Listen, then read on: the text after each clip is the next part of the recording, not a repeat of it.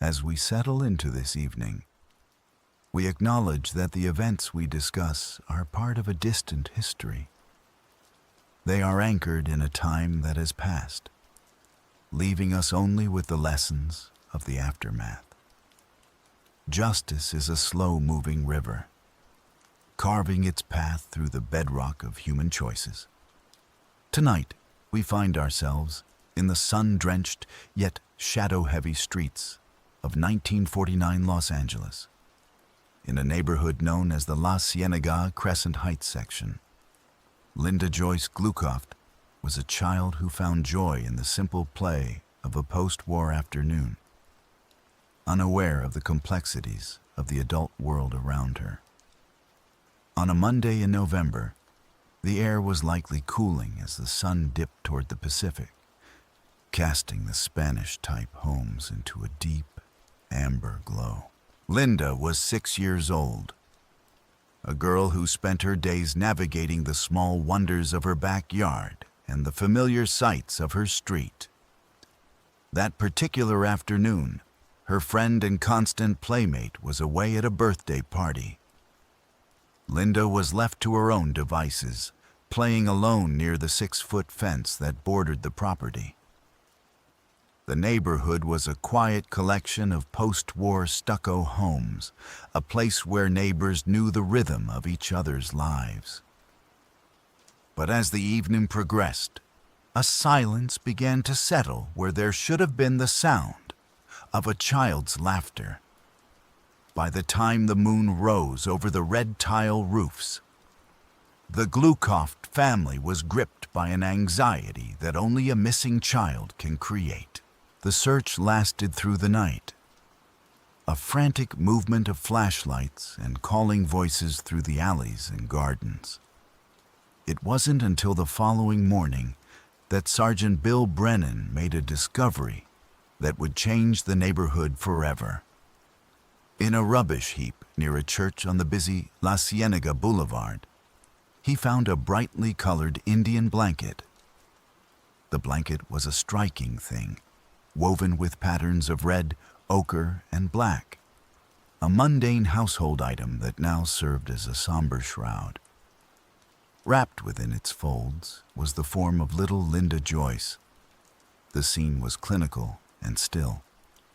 Nearby, investigators found an axe and an 8-inch butcher knife. There were discarded bottles, one for whiskey, one for wine, lying on the ground like forgotten relics of a dark evening. The police lab experts, led by Captain Ray Pinker, arrived to process the yard. They moved with a practiced, quiet efficiency, photographing the area inch by inch. They noted the absence of blood in the alley, leading them to believe the events had occurred within the yard itself. The neighborhood was thrown into a state of shock, with small knots of people gathering at street corners, watching the police cordon. The world of 1949 was one where such tragedies felt like a rupture in the very fabric of the community. A man's past is a shadow that never quite detaches from his heels, no matter how far he runs. Fred Stroble was a 67-year-old baker, a man whose life had been spent in the warmth of ovens and the scent of rising dough. But beneath the pasty-faced exterior of an aging grandfather was a history of unresolved darkness. He lived in a house near the Glukoft home, sharing a roof with his daughter and her family. He was the kind of man who would buy ice cream and candy for the local children, a figure of apparent normalcy in the Crescent Heights section. Following the discovery of the Indian blanket, which was traced back to Stroble's residence, the baker vanished. The police broadcast described him as wanted on suspicion of murder, and a 48-hour fugitive search began. It was believed he might have fled to Mexico, a place he had visited before to evade legal troubles.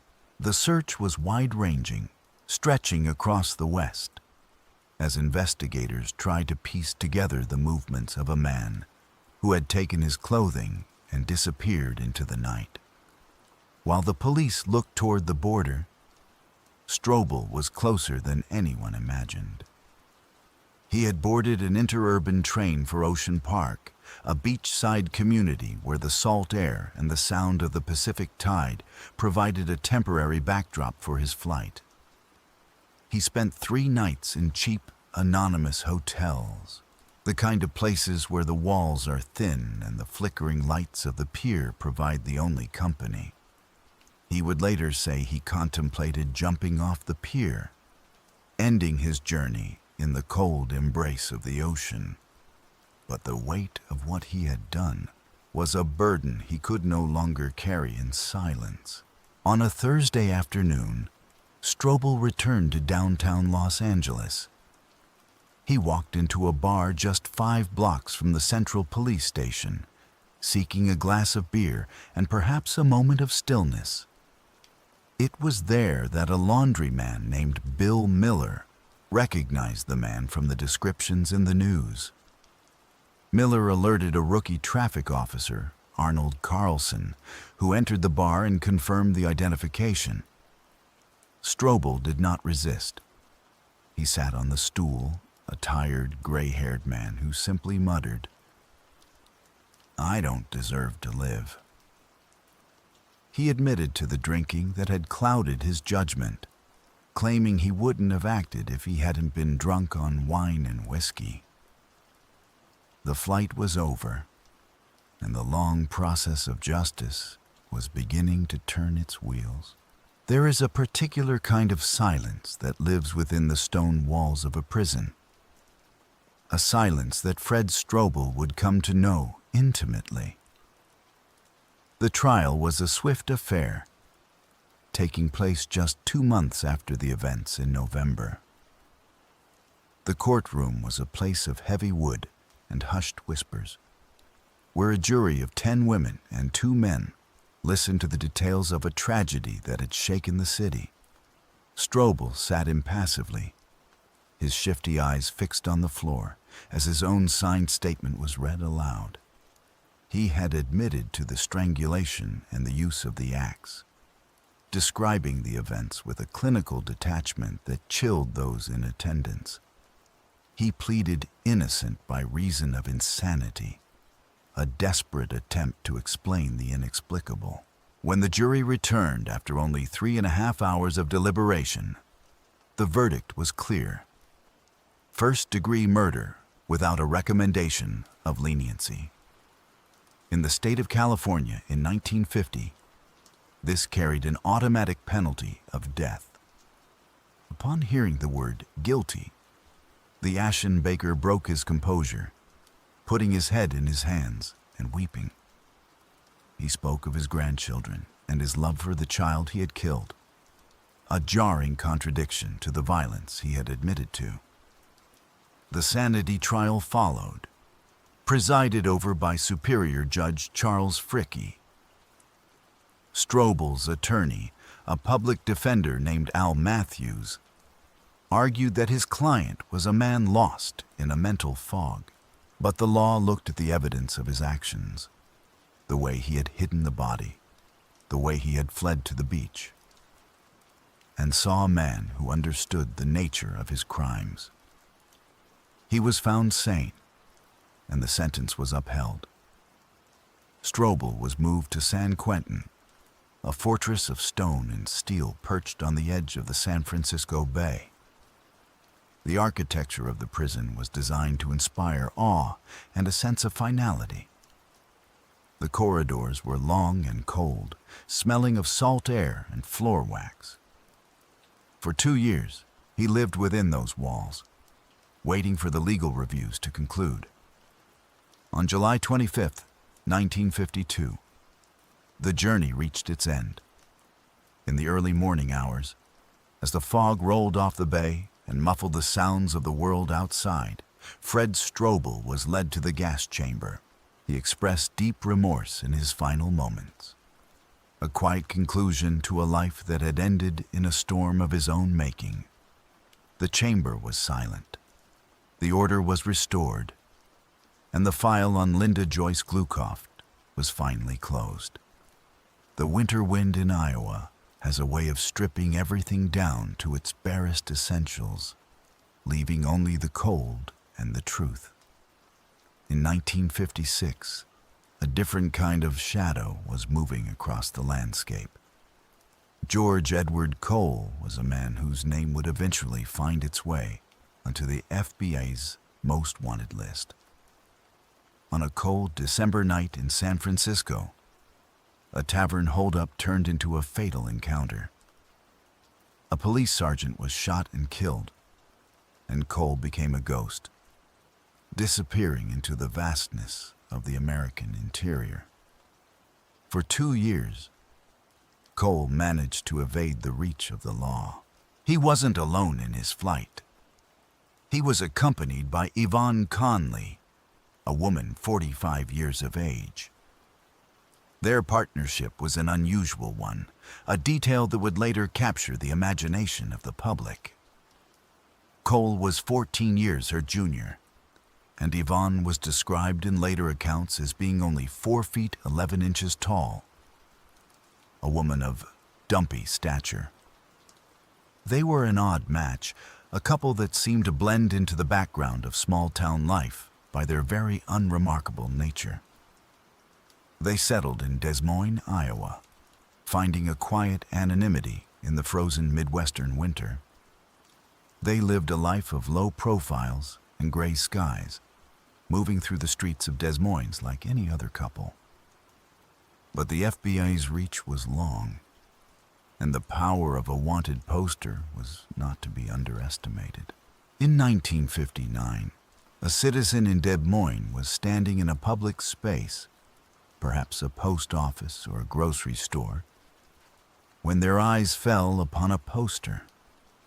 It wasn't Cole's face that triggered the recognition, but Yvonne's. Her distinct stature and appearance were enough to bridge the gap between the paper and the reality. The capture was quiet, a stark contrast to the violence of the tavern holdup years prior.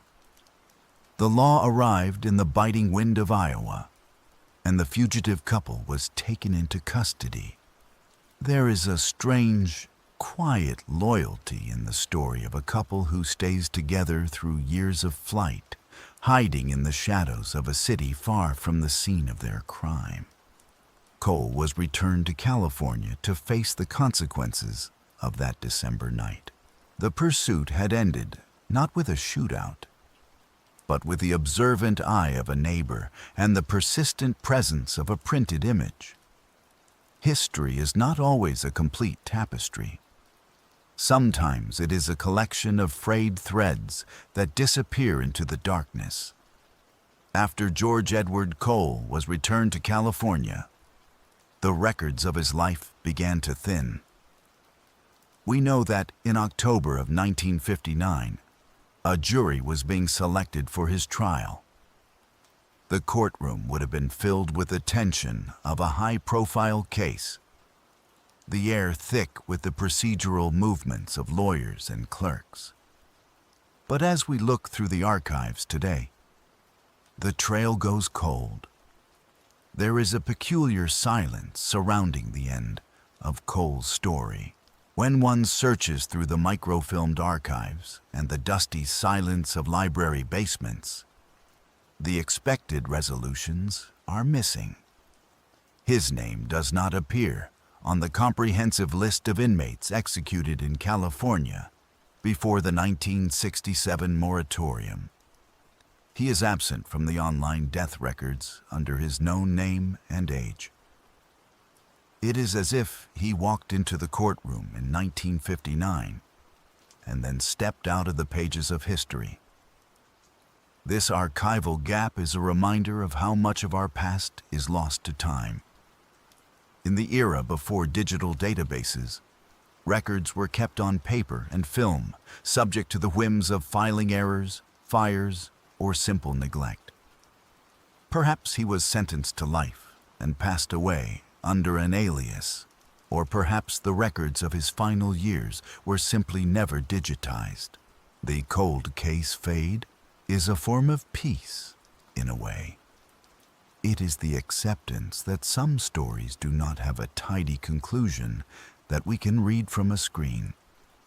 We are left to imagine the quiet life he might have led behind bars, or the way his name was eventually forgotten by all but the most diligent of researchers. The mystery of his end is a testament to the vastness of the past. As the rain continues to fall outside your window, think of those rows upon rows of filing cabinets in basement archives, holding the secrets of thousands of lives.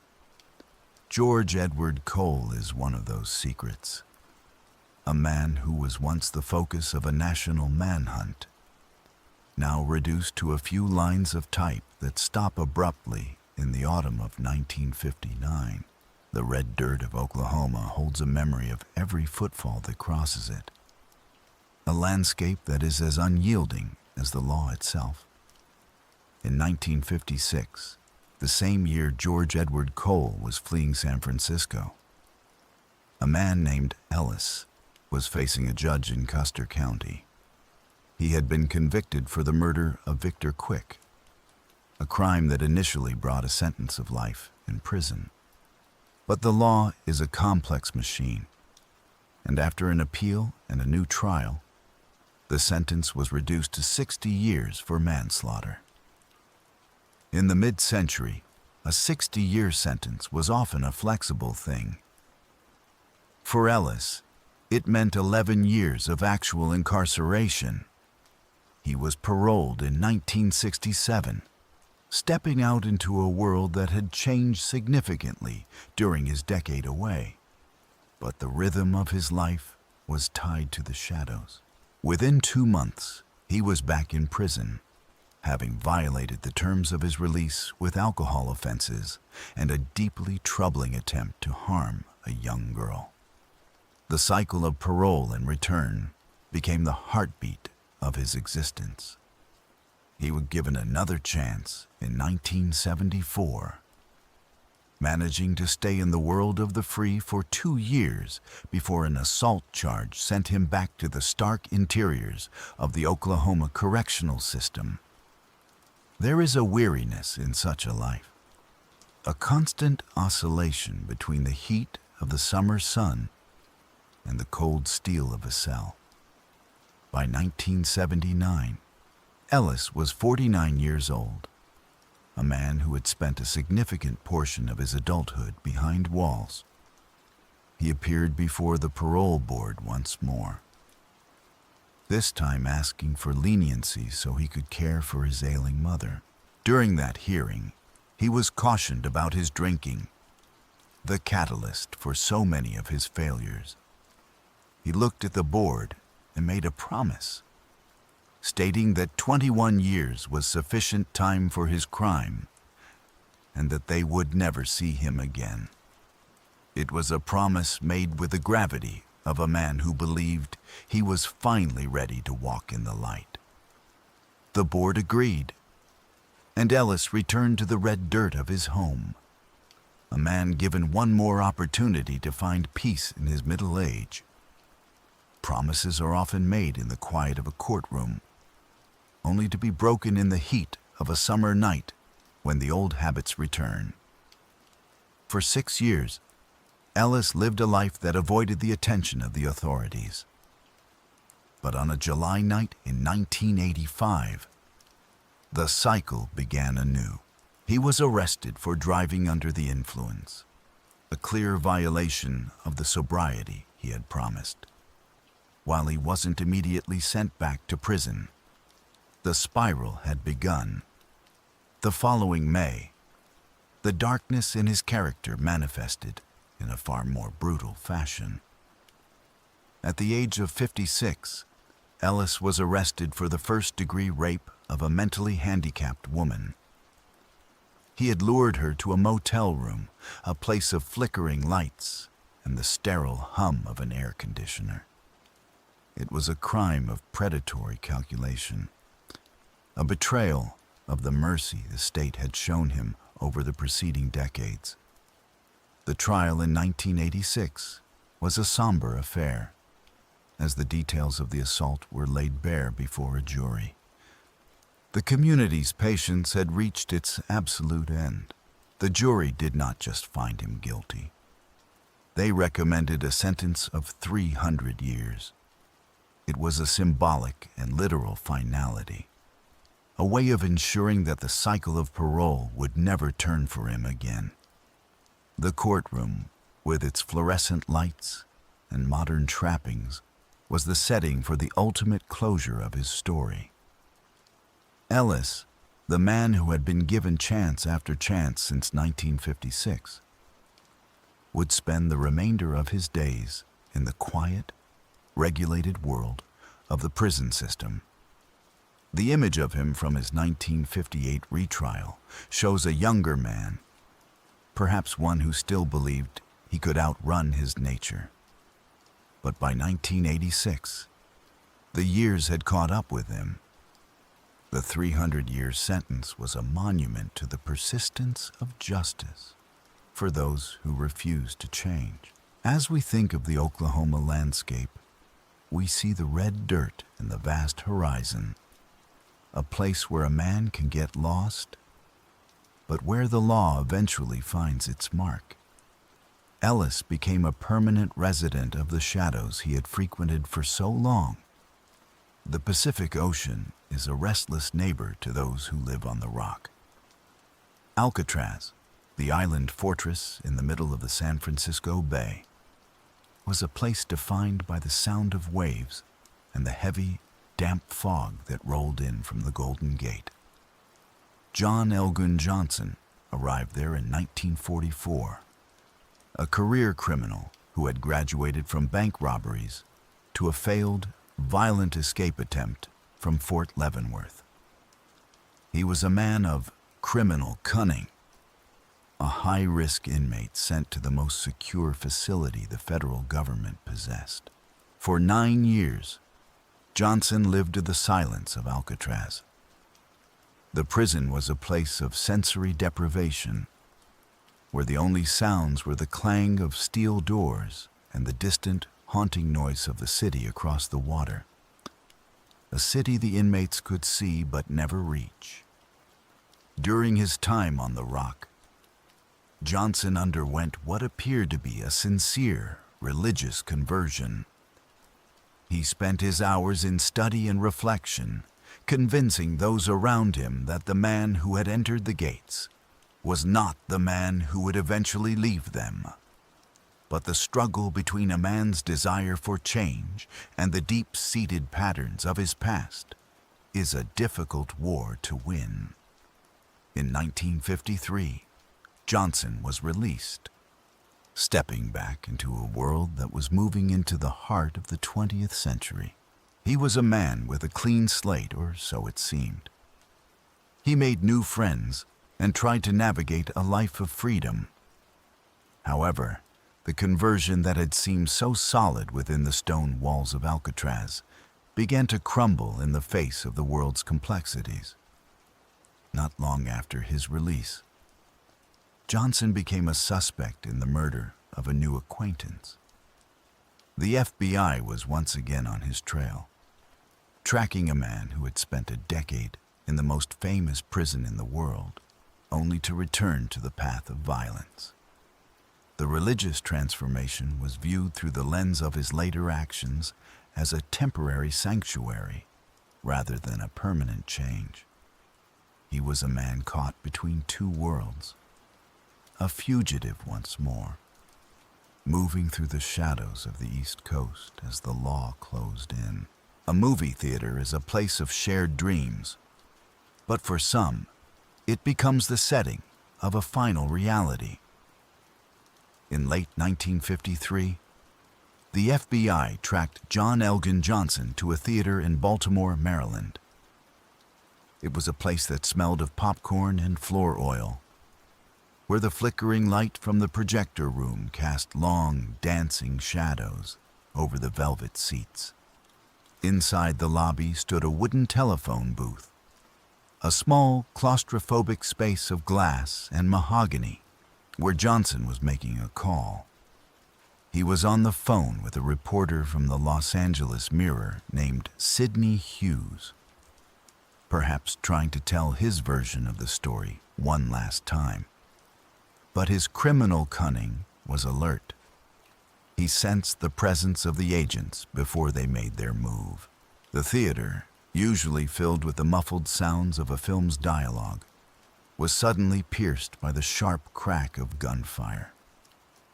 Johnson fired from within the booth, striking Agent J. Brady Murphy in the abdomen and another agent in the hip. The response was overwhelming. 4 agents opened fire on the wooden partition, sending 15 rounds into the small space where Johnson stood. The booth, which had been a place of private conversation, became a site of violent finality.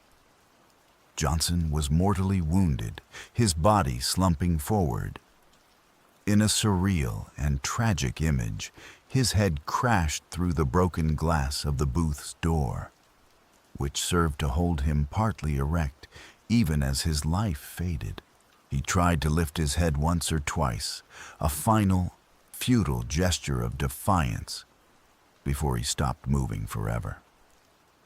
The shootout in the Baltimore theater was the sudden, sharp end of a long criminal road. The man who had survived 9 years on Alcatraz and claimed a conversion of the soul met his end in a phone booth, surrounded by the smell of burnt powder and the remnants of a broken glass door. The reporter on the other end of the line was left with the sounds of the struggle, a direct witness to the moment the past finally caught up with John Elgin Johnson. The theater returned to silence. The film continued to roll in the background, and another chapter of mid-century justice was completed. The sun on Lake Michigan can be blinding, reflecting off the water in a way that makes the world feel temporary and bright. In the summer of 1953, North Avenue Beach in Chicago was a sea of colorful umbrellas and the sound of children playing in the surf. But among the crowds was a figure that didn't quite fit the scene. Isaie Beausoleil was a man on the FBI's most wanted list, a lone wolf who had been a fugitive since a 1949 murder in Michigan. His method of evasion was as elaborate as it was unusual. He lived his life disguised as a woman. On that September day, Beausoleil was dressed in a black satin bathing suit, covered by a blue blouse and a green skirt. He had painted his fingernails and adopted a persona that he hoped would allow him to blend into the summer crowds. But his behavior in the women's restroom drew the attention of the park police. He was acting peculiar, a subtle wrongness that caught the eye of those around him. When he was initially searched by a female officer, the true nature of his disguise was revealed. Beausoleil was turned over to the Chicago Park Police, handcuffed while still wearing his feminine attire. The top 10 fugitive had been captured not through a high-speed chase or a violent standoff, but because of a suspicious presence at a public beach. He had a lengthy arrest record and was the primary suspect in the bludgeoning death of a woman whose body had been found in a ditch along a Michigan road years earlier. His car had been spotted fleeing the scene, eventually recovered far away in Boston. After his capture, he was deported to Canada for immigration violations and eventually stood trial for his earlier crimes, receiving a sentence that would keep him incarcerated for years. The image of a tough, wanted murderer being apprehended in a black satin bathing suit is one of the more surreal footnotes in the history of the FBI. It speaks to the lengths a man will go to hide from his past. and the often mundane ways in which those disguises fail. The sun set over Lake Michigan. The beach was cleared of its summer visitors, and Isaie Beausoleil was finally removed from the list of those who run. The archives are closed now.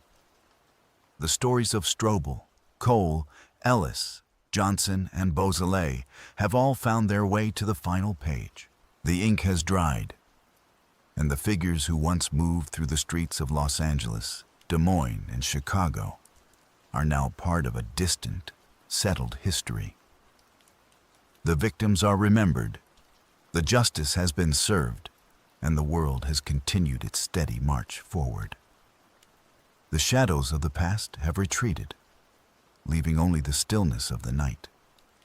As you lie there, listen to the rain.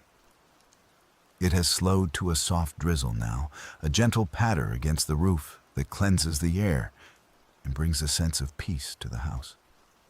The heavy sedans, the flickering neon, and the dusty wanted posters are all gone, replaced by the quiet safety of the present moment.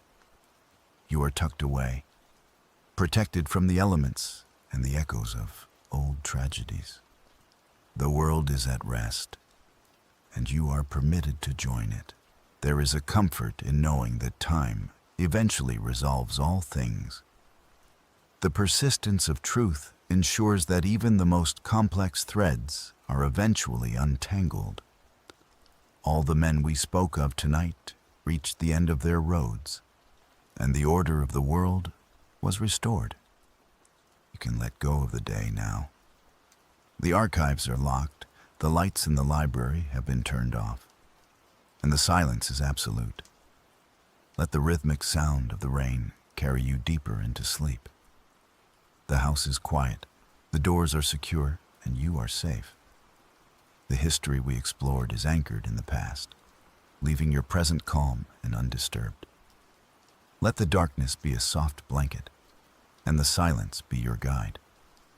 You are at rest. You are safe. The shadows have faded. Good night. Memory is a slow river. It smooths every sharp edge. Outside the window, the autumn air has turned quite brittle. We find ourselves watching the rain as it creates long, shimmering tracks against the glass of a world that has long since moved on. The sound of a distant foghorn echoes through the mist. You are safe in this moment. The stories we will revisit tonight are gathered from the silent archives of the mid-century, where the ink has dried and the voices have softened into a low hum. We will follow the threads of 5 specific men whose lives were defined by the weight of their choices and the patient, unwavering justice that eventually arrived to claim them. As you settle into your blankets, feel the weight of the day lifting away, replaced by the rhythmic ticking of a clock that measures only the stillness of the night. I know you are tired. The weight of the day is ready to be set aside. As the rain taps against the glass, a rhythmic reminder of the world outside, I invite you to settle into your blankets. Tonight, we journey into the past, not to find fear, but to find the quiet closure that only time can provide. We are stepping back into a world of black and white photographs and forgotten archives. You are safe, the doors are locked, and the stories we tell tonight are already resolved. There is a certain peace in knowing the end of the story before it begins. It allows the mind to drift without the burden of uncertainty. We are merely observers of a history that has already been written, signed, and filed away in the dusty cabinets of time. Imagine for a moment the room where these records are kept. It is a place of high ceilings and long, narrow aisles. The air here is cool and carries the faint, sweet scent of aging paper and vanilla.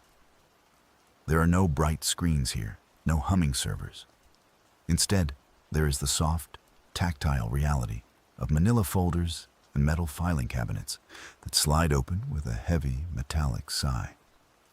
Each drawer contains the fragments of lives that were once lived in the full light of day, but have now receded into the soft shadows of the past.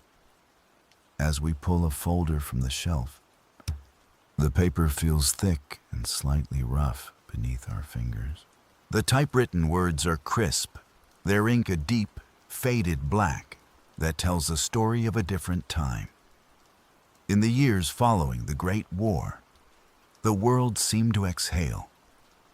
It was a time of heavy fabric and heavier machinery. The air in the cities smelled of coal smoke and wet wool, while the suburbs began to bloom in neat rows of stucco and stone.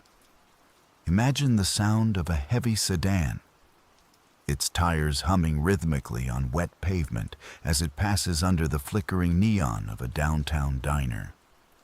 Inside, the air is thick with the scent of percolated coffee and the metallic tang of old newsprint. There was a deliberate pace to life then. Information did not fly through the air.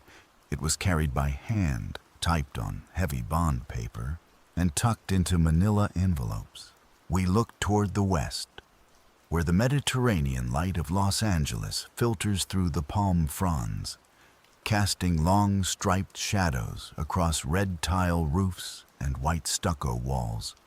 It is a landscape of Spanish-style villas and quiet post-war neighborhoods, where the evening breeze carries the scent of jasmine and ocean salt.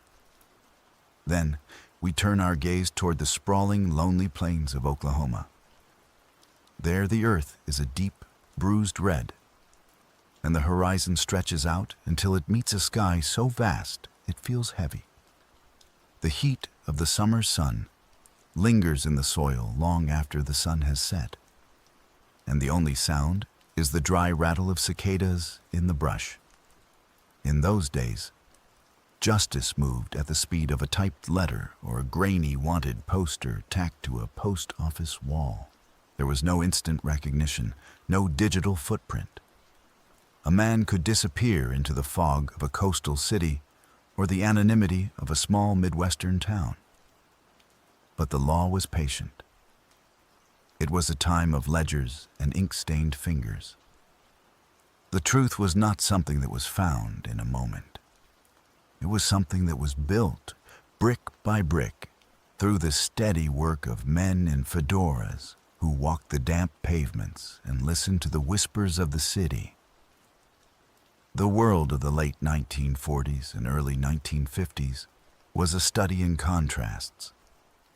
On one hand, there was the bright, neon-lit optimism of a country moving forward into a new era of prosperity. On the other, there were the quiet, dimly lit corners where the old shadows still lingered.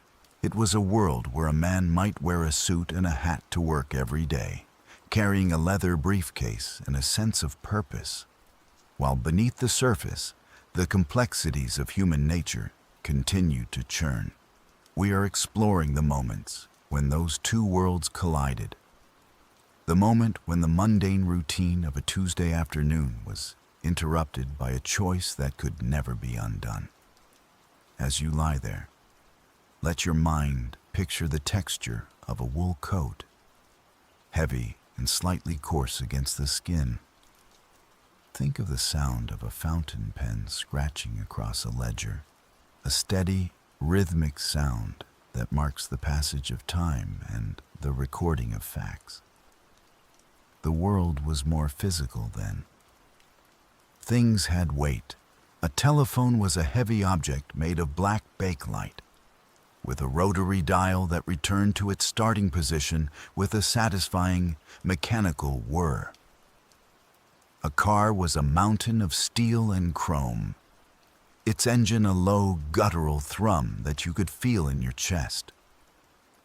In the quiet neighborhoods of Los Angeles, the houses were built with thick walls to keep out the heat of the sun. The windows were often small and framed in dark wood, looking out onto small yards where orange trees grew. In the evenings, the sound of a radio would drift through the screen doors, the muffled voices of newsreaders, or the soft melodies of a dance band. It was a world that felt permanent, as if the stucco and the tile would stand forever, unchanged by the passage of the years. But time is a persistent force, and even the strongest walls cannot keep out the truth. The archives tell us of a time when a wanted poster was a physical object, printed on thick paper and distributed by mail. It would hang in the lobby of a post office, alongside the smell of adhesive and the sound of heavy stamps hitting envelopes. People would stop and look at the faces, the grainy black and white images of men who had stepped outside the boundaries of the law. There was a sense of community in that process, a shared understanding that justice was a collective effort. The citizen who recognized a face on a poster was as much a part of the story as the officer who made the arrest. We will follow these threads through the damp streets of San Francisco, where the fog rolls in from the bay and swallows the tops of the hills. We will travel to the frozen winters of Iowa, where the wind whistles across the flat fields and the sky is the color of lead. We will stand in the quiet hallways of San Quentin, where the salt air of the Pacific carries the scent of the sea, and we will sit in the darkened theaters of Baltimore, where the flickering light of the projector is the only illumination. Each of these places holds a piece of a larger puzzle, a story of a man who thought he could outrun time. But time, as we know, is not something that can be outrun. It is a slow, steady presence that eventually catches up with everyone. The men we speak of tonight are no longer with us. Their stories are finished. The victims are remembered. The sentences have been served, and the world has moved on to a different rhythm. There is no urgency in these tales, only the quiet reflection that comes with the passage of decades. You are safe in the present, protected by the distance of years and the finality of the law. As the rain continues to fall, let it wash away any lingering tension. Each drop is a small, rhythmic pulse that grounds you in the here and now. The room is dark, save for the soft glow of your surroundings. The air is still. You are wrapped in a cocoon of safety, a sanctuary where the echoes of the past can be heard, but cannot touch you. We are simply turning the pages of an old book, observing the ink in the paper, and finding the quiet closure that comes from understanding the full arc of a life. The mid-century era was a time of transition. The old world was fading, and the new world was just beginning to take shape. It was a time when a man could still lose himself in the vastness of the American landscape. But the reach of the law was growing longer every day. The FBI, with its meticulous records and its network of agents, was becoming a formidable force. The science of forensics was in its infancy, but the dedication of the men who worked in the crime labs was unwavering. They looked at the mundane details, the fibers of a blanket, the prints on a glass, the markings on a blade, and they built a bridge from the crime to the truth. This is the bedrock of our journey tonight. It is a foundation built on facts, on records, and on the quiet persistence of those who sought to restore order to a world that had been momentarily disrupted. As we move forward into the specific chapters of these lives, remember that you are the silent witness to a history that has already found its resolution. The shadows we encounter are only patterns of ink on a page, and the voices we hear are only the soft whispers of a time that has long since passed into the stillness of the night. Think of the heavy white ceramic mugs in a 1950s diner. The steam rising from the coffee in a slow, languid spiral. Think of the sound of a screen door clicking shut, a sharp, wooden sound that echoes in the quiet of a summer evening. These are the mundane anchors that hold these stories in place. They remind us that these events happened in a world that was real, a world that felt as solid and permanent as our own. But they also remind us that time moves on, and that even the most difficult chapters eventually reach their end. The archives are waiting. The first folder is ready to be opened. It tells the story of an evening in Los Angeles, in a neighborhood of stucco homes and red tile roofs. It is a story that begins with a disappearance and ends with a quiet closing of a cell door. But before we begin, take one more deep breath. Feel the air fill your lungs and then leave them, taking with it any remaining thoughts of the day. You are ready to journey into the past. You are safe. You are at rest. The shadows of mid-century justice are waiting to be explored. And the truth, as always, is patient. In the quiet of the library, the only sound is the soft rustle of paper. The lamp on the desk casts a warm, golden circle of light, leaving the rest of the room in a gentle darkness. Outside, the rain has settled into a steady, rhythmic drizzle, a sound that seems to slow the world down to a more manageable pace. We are ready to follow the first thread, to see where it leads through the labyrinth of time and memory. The story of Fred Stroble is the first we will examine, a man whose life became a cautionary tale of the consequences of one's actions and the inevitable arrival of a patient justice. As we turn the page, we see the date, November 14th, 1949. The location is the Crescent Heights section of Los Angeles. The air is mild, the sun is beginning to set, and the shadows are lengthening across the small yards of the post-war homes. It is a scene of utter normalcy, a snapshot of a time and place that felt secure. But within that normalcy, a tragedy was unfolding, one that would shock the neighborhood and set in motion a search that would span the state. We approach this story with the detachment of a historian, looking at the facts as they were recorded and finding the quiet resolution that time has provided. The transition from the hook to the heart of the matter is like the transition from wakefulness to sleep. It is a gradual softening of the edges, a slow drifting away from the concerns of the present and into the world of the narrative. You are already there in the quiet streets of 1949 Los Angeles.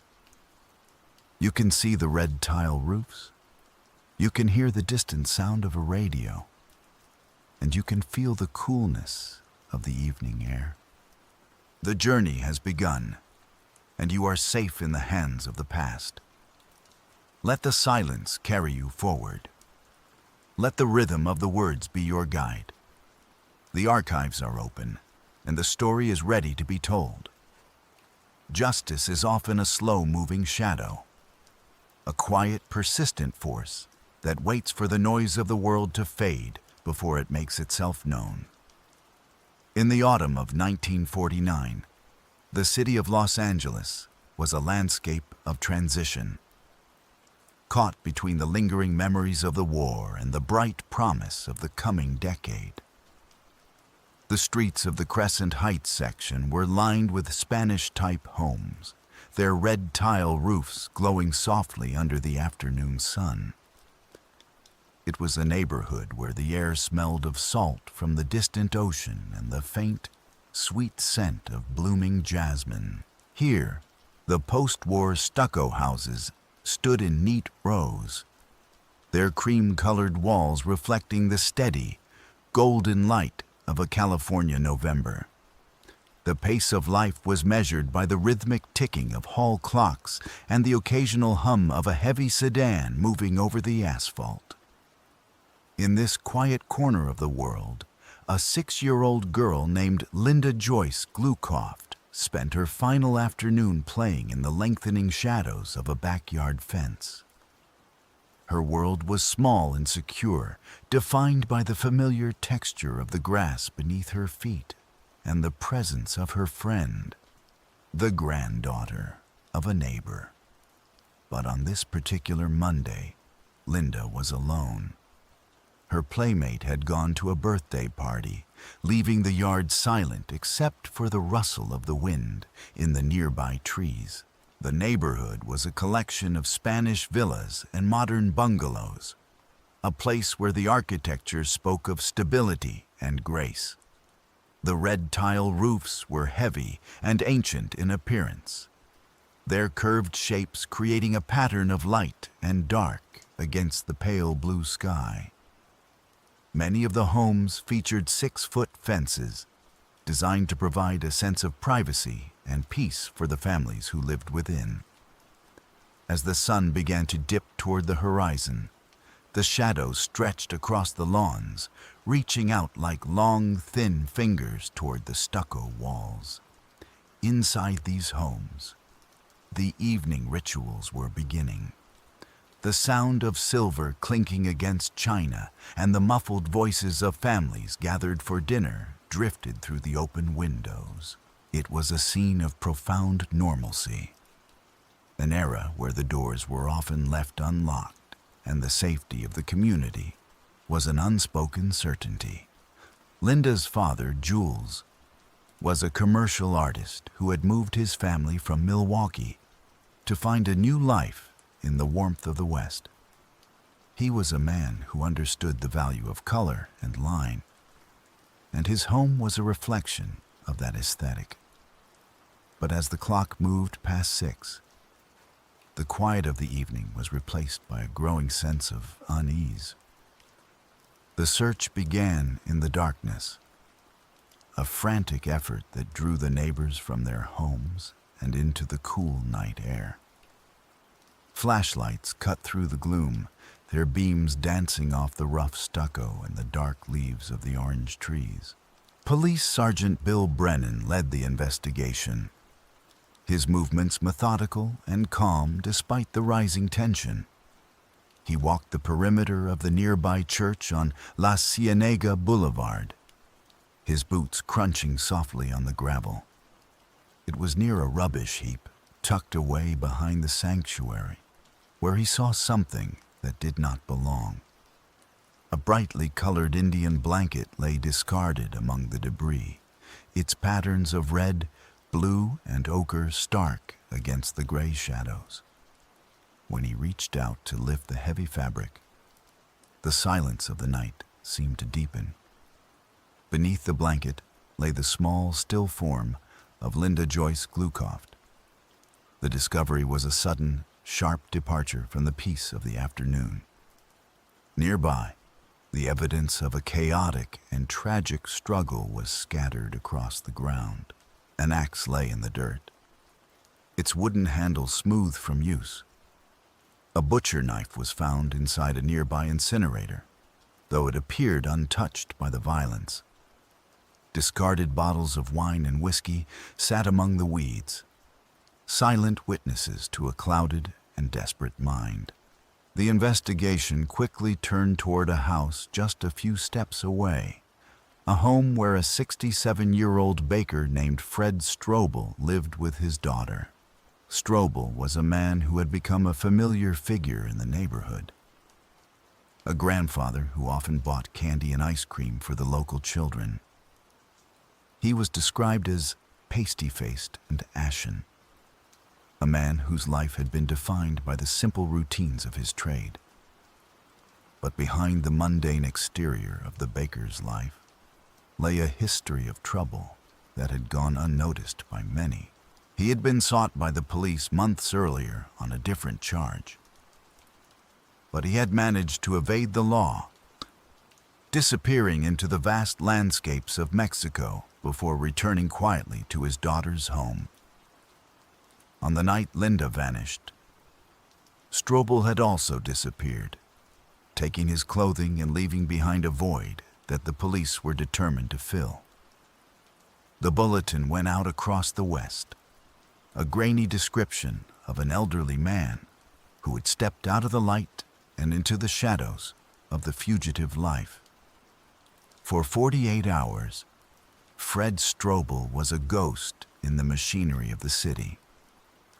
He fled toward the coast, seeking the anonymity of the beach towns where the fog rolled in from the Pacific to blur the edges of the world. He found refuge in the cheap hotels of Ocean Park, places where the walls were thin and the sound of the tide was a constant, rhythmic reminder of the passage of time. He spent his nights in small, dimly lit rooms, listening to the creak of the floorboards and the distant calls of the gulls. The air in these hotels was thick with the smell of salt and old wood, a heavy atmosphere that matched the weight of his own thoughts. He walked the pier, watching the dark water churn beneath the pilings, contemplating the finality of the ocean. But the momentum of justice is difficult to outrun. Eventually, the weight of his actions and the exhaustion of the flight drew him back toward the heart of Los Angeles. The capture happened with a quiet lack of ceremony in a downtown bar, only 5 blocks from the central police station. Stroble sat on a wooden stool, his hands resting on the scarred surface of the bar. He was a man who had run out of places to hide, a figure of gray hair and pale skin who seemed to blend into the shadows of the room. It was a laundryman named Bill Miller who recognized him, spotting the face from the descriptions that had dominated the news. Miller alerted a rookie traffic officer named Arnold Carlson, who stepped into the dim light of the tavern to bring the search to an end. Stroble did not resist. He submitted to the handcuffs with a heavy, somber resignation, his voice a low mutter as he spoke the words that would define his final year. He told the officers that he did not deserve to live, a confession that carried the gravity of a man who had finally seen the truth of his own reflection. In the interrogation room, the story emerged in slow, clinical detail. Stroble spoke of the wine he had been drinking, a fog that had settled over his mind and led him to a place of no return. He described the moments in the bedroom of his daughter's home, the resistance of the child, and the sudden, explosive violence that followed. He spoke of the trick he had learned at the bullfights in Mexico, a cold and detached description of the way he had used a knife to ensure the end came quickly. There was a haunting quality to his words, a lack of heat that made the tragedy feel even more profound. He had carried the small body out to the incinerator, wrapping it in the Indian blanket as if to shield it from the world he had destroyed. The confession was a bridge between the mundane life of a baker and the finality of the courtroom, a narrative that offered no excuses, only the stark reality of what had been lost. The trial took place in the early weeks of 1950, a proceeding that moved with a swift and focused energy. The courtroom was a space of high ceilings and polished wood, where the air was still and the light fell in long columns through the tall windows. A jury of 10 women and 2 men sat in the box, their faces masks of solemn attention as they listened to the evidence. They heard the testimony of the officers, the clinical reports of the crime laboratory, and the words of Stroble himself. The deliberation was brief, lasting only 3.5 hours. When the verdict was read, it was first-degree murder without a recommendation for leniency. The sentence was death, a conclusion that brought a sudden, sharp emotional outburst from the man who had remained impassive throughout much of the trial. Stroble wept, his head in his hands, speaking of his grandchildren and his love for the girl he had killed. It was a moment of fractured reality, the sorrow of a grandfather clashing with the actions of a murderer. A sanity trial followed, a procedural necessity that sought to determine if the darkness in Stroble's mind was a matter of illness or choice. Judge Charles Frica presided over the hearings, his instructions to the jury clear and unwavering. The expert spoke of the baker's mental state, analyzing the layers of his personality and the impact of the alcohol he had consumed.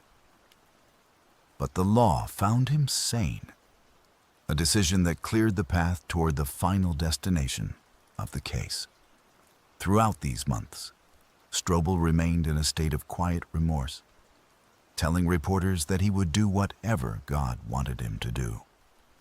The bravado of the fugitive had been replaced by the quietude of the condemned, a man waiting for the clock to run out in the silence of his cell.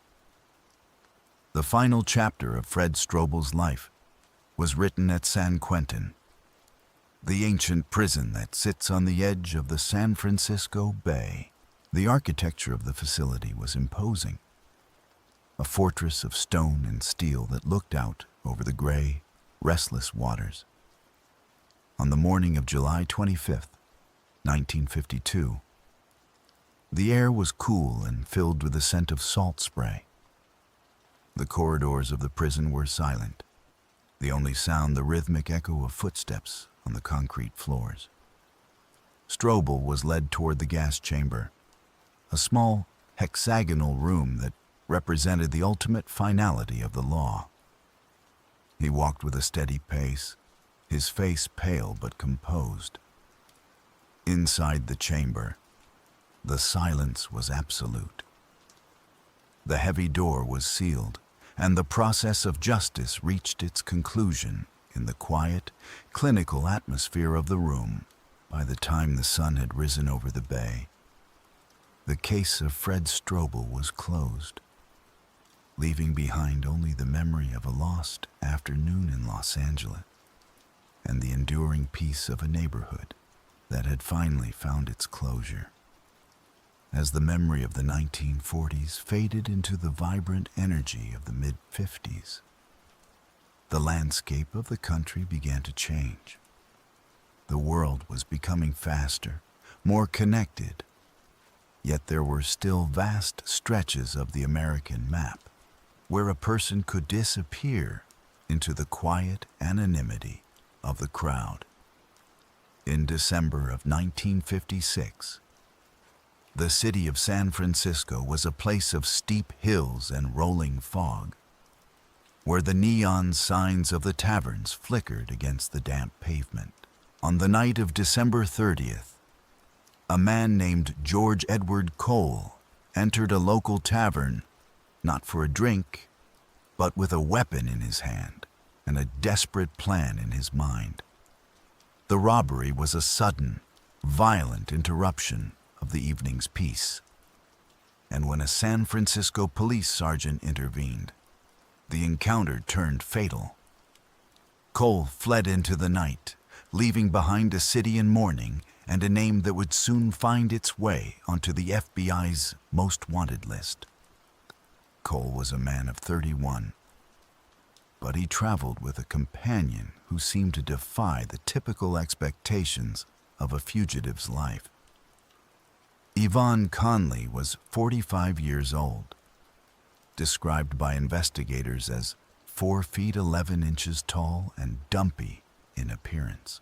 She was 14 years his senior, an unusual match for a man on the run. Yet their loyalty to one another was a quiet, unwavering thread that held their lives together. They fled the West Coast, moving across the heart of the country as the seasons changed from the cool rains of autumn to the biting winds of a Midwestern winter. They eventually settled in Des Moines, Iowa, a city where the winter sky was often a flat, heavy gray, and the snow piled high against the brick buildings of the downtown district. Life in Des Moines was a study in silence. They lived in the shadows of the city, moving through the streets with the practiced caution of those who know their faces are being watched. The Iowa winter was a harsh and unforgiving environment, where the wind whipped through the alleys and the breath of the pedestrians hung in the air like small, white clouds. Cole and Conley found a quiet place to stay, attempting to blend into the fabric of a town that was far removed from the neon lights of San Francisco. But the reach of the law is long, and it often finds its way through the most mundane of channels. In early 1959, a citizen was standing in a local post office, perhaps waiting to mail a letter or purchase a stamp, when their eyes fell upon a wanted poster. It wasn't Cole's face that caught their attention, but the description of the woman who traveled with him. The unique physical characteristics of Yvonne Conley were the key that unlocked the door to their hidden life. The capture was as quiet as the life they had led in Iowa. The police arrived at their door, and the 2 years of flight came to a sudden, silent end. They were taken into custody without the drama of a shootout, a pair of fugitives who seemed almost relieved to have the burden of the secret lifted from their shoulders. But as the legal machinery began to turn, the story of George Edward Cole took a strange and mysterious path. In October of 1959, a jury was selected for his trial, a routine step in the process of justice. But after that moment, the archival records fall silent.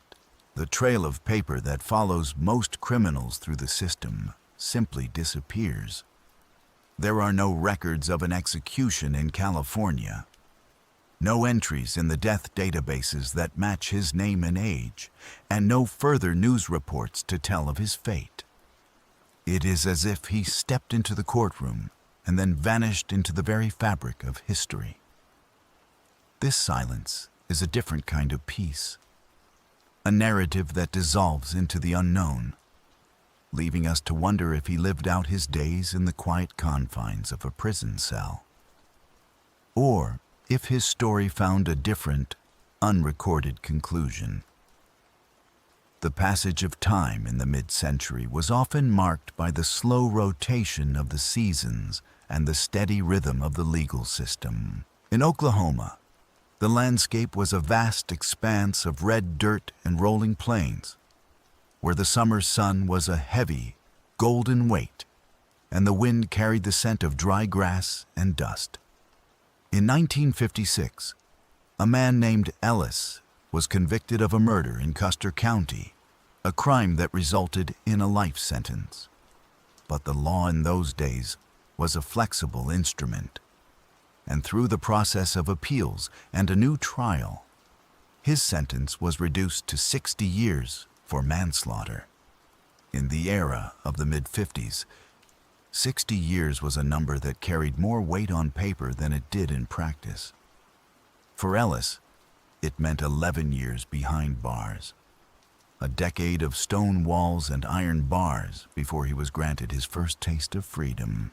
The cycle of parole became the defining rhythm of Ellis's life. He was released in 1967, stepping out into a world that had changed significantly since he first entered the prison gates.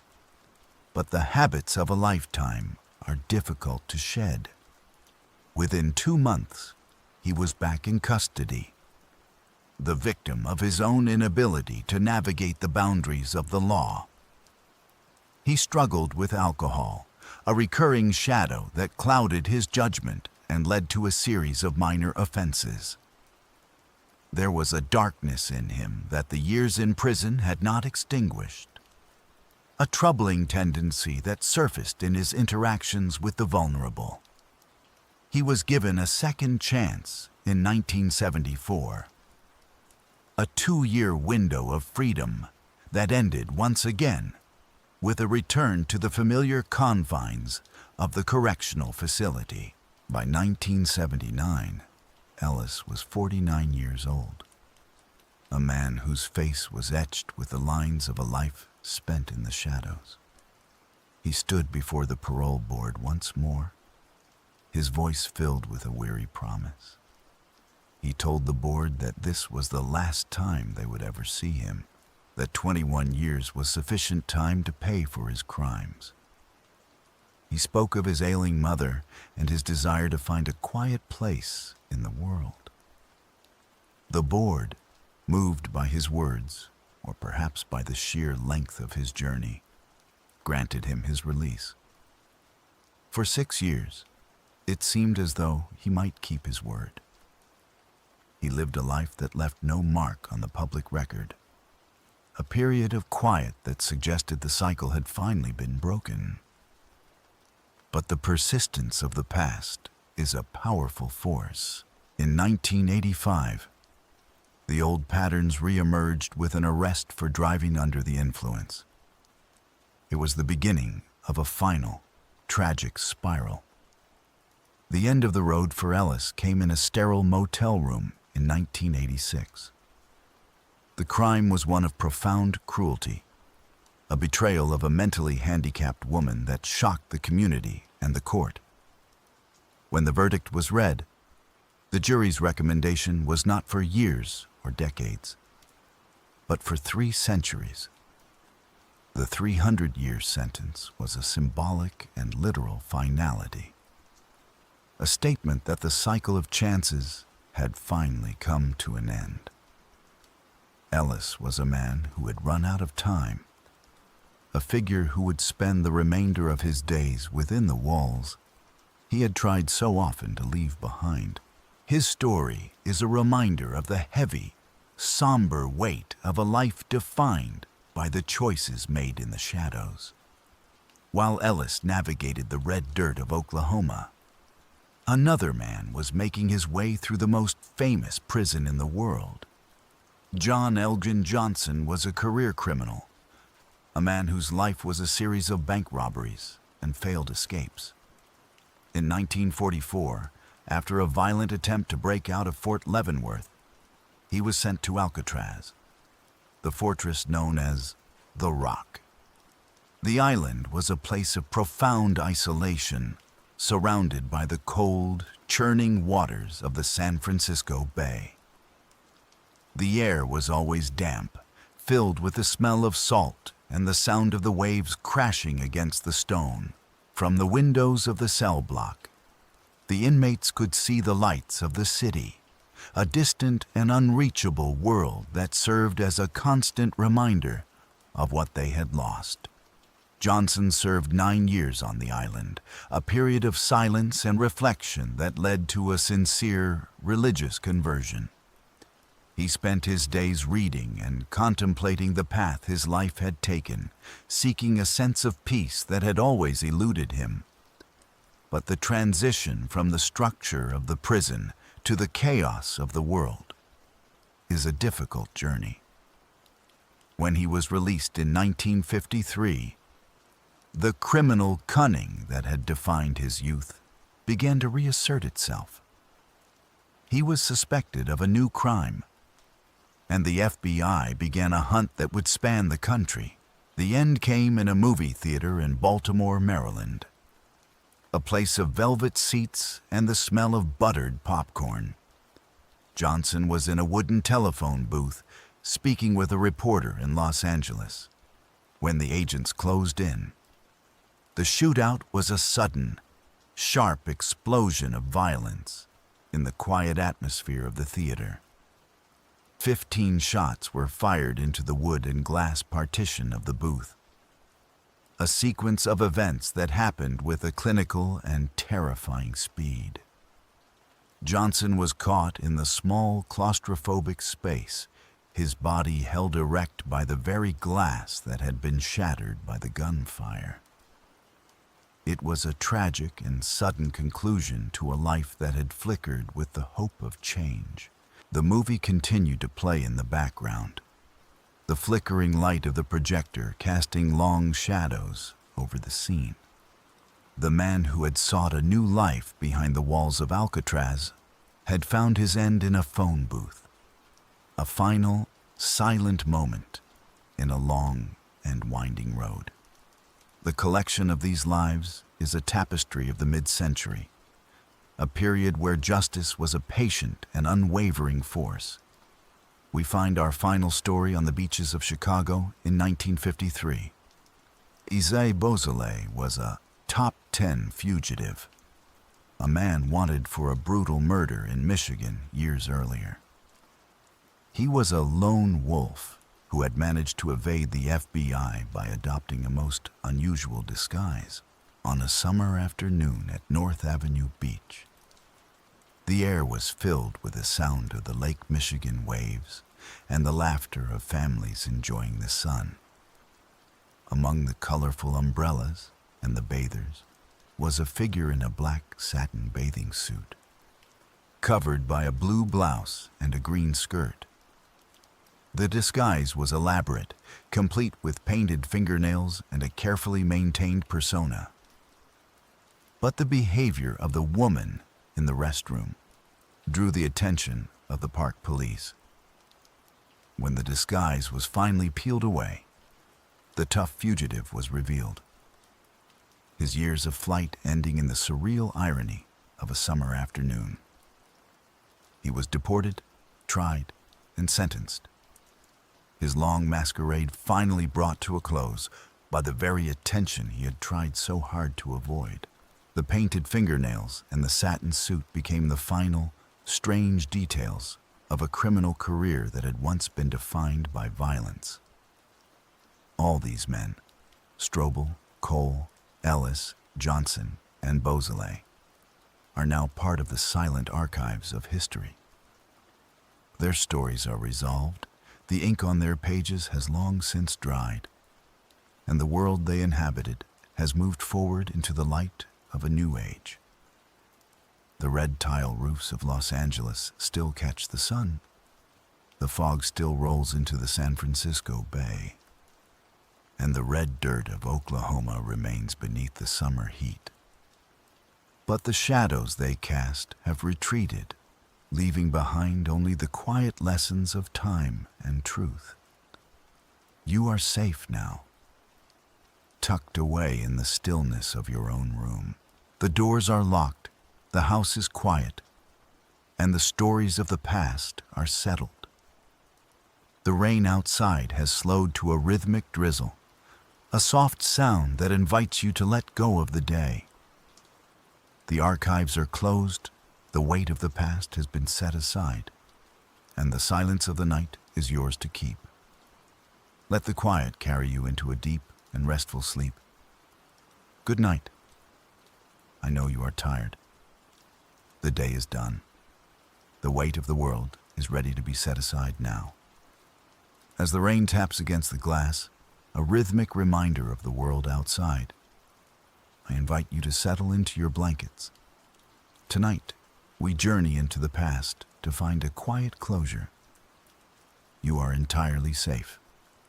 We will follow the threads of 5 men whose lives were defined by their choices and the patient justice that eventually found them. Our world tonight is one of black and white photographs, forgotten archives, and the slow, steady persistence of time and truth. As we step back into the mid-century, the noise of the modern age fades away, replaced by the hum of heavy sedans on wet pavement. The archives are heavy with the scent of old newsprint and the patient, rhythmic sound of a typewriter. In the years following the Great War, America was a place of sprawling landscapes and quiet neighborhoods. Where justice moved at the speed of a typed letter or a grainy wanted poster tacked to a post office wall, we find ourselves in a time of flickering neon from downtown diners and the smell of rain on hot asphalt.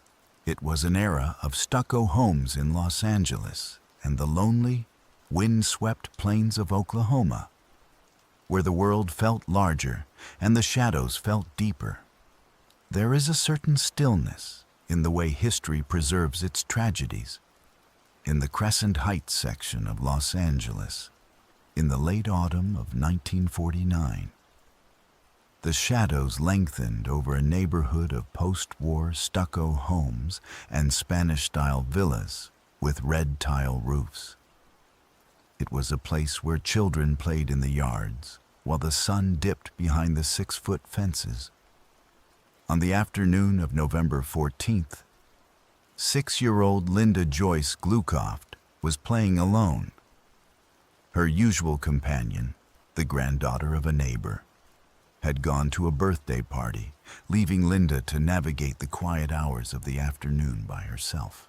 The air that evening held the cooling breath of the Pacific, and the streets were lined with the silhouettes of palm trees. As the dinner hour approached, the silence of the neighborhood became heavy.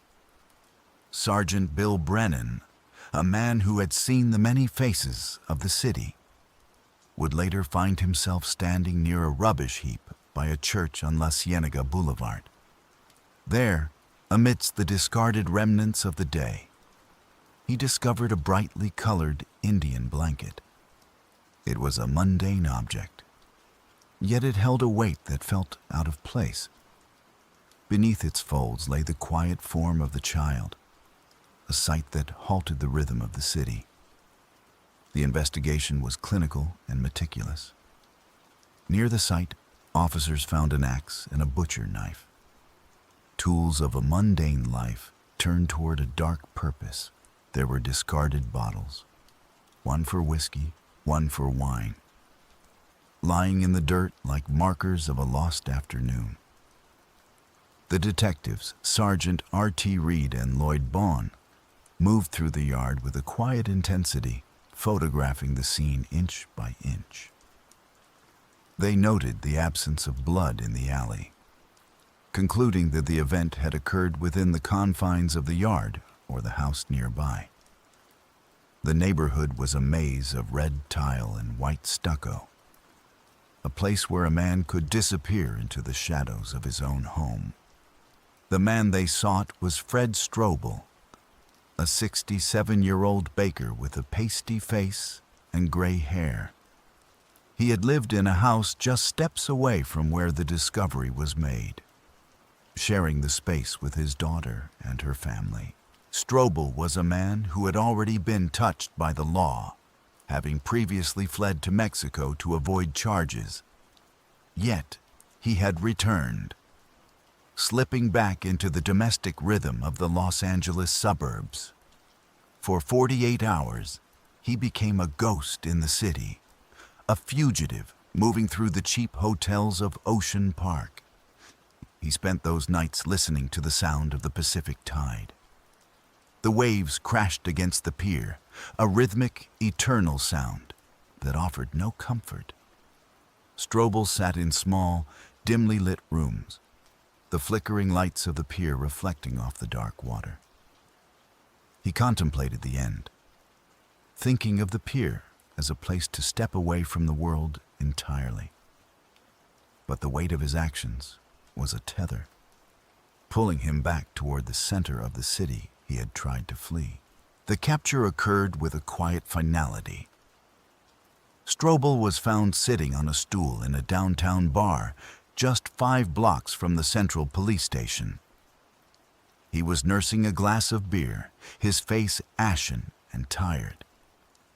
It was a laundryman named Bill Miller who noticed the man from the descriptions in the newspapers. Miller alerted a rookie traffic officer, Arnold Carlson, who stepped into the dim light of the bar and confirmed the identity of the man on the stool. Stroble did not resist. He muttered that he did not deserve to live, his voice a low hum against the background noise of the city. The legal proceedings moved with the steady pace of the era. A jury of 10 women and 2 men gathered in a courtroom presided over by Judge Charles Fricke. They listened to the evidence, the clinical descriptions of the items found in the yard, and the signed statement where Stroble admitted to the drinking that had preceded the tragedy. The deliberation lasted only 3.5 hours. The verdict was first-degree murder, delivered without a recommendation for leniency. Stroble took the verdict with a trembling silence. He spoke of his grandchildren, his voice breaking as he clasped the hand of his attorney. He pleaded for a sanity trial, a final attempt to understand the darkness that had overtaken him. But the law remained firm. On July 25, 1952, the journey ended at San Quentin. The prison sat on the edge of the bay, the cold salt air blowing through the corridors in the early morning hours.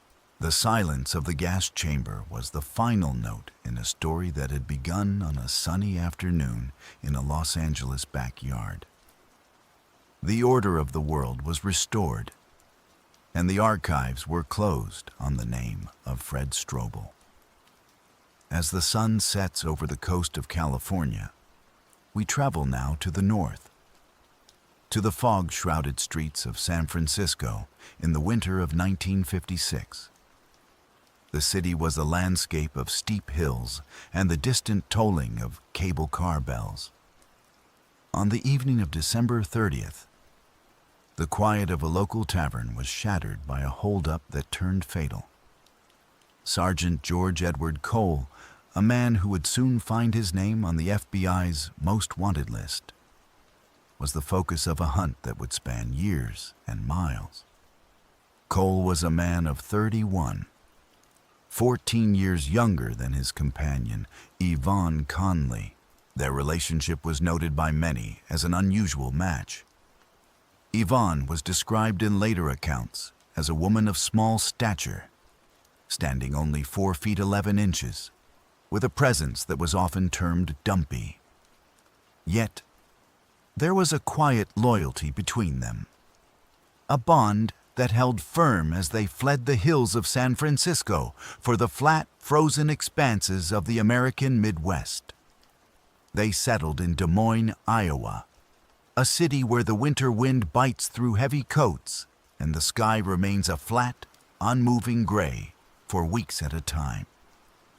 They lived a life of anonymity, 2 figures moving through the snow-dusted streets, perhaps believing that the distance and the cold had erased the shadows of the past. But the reach of the law is long and patient. In February of 1957, Cole's face appeared on wanted posters across the country, a grainy image staring back from the walls of post offices and police stations.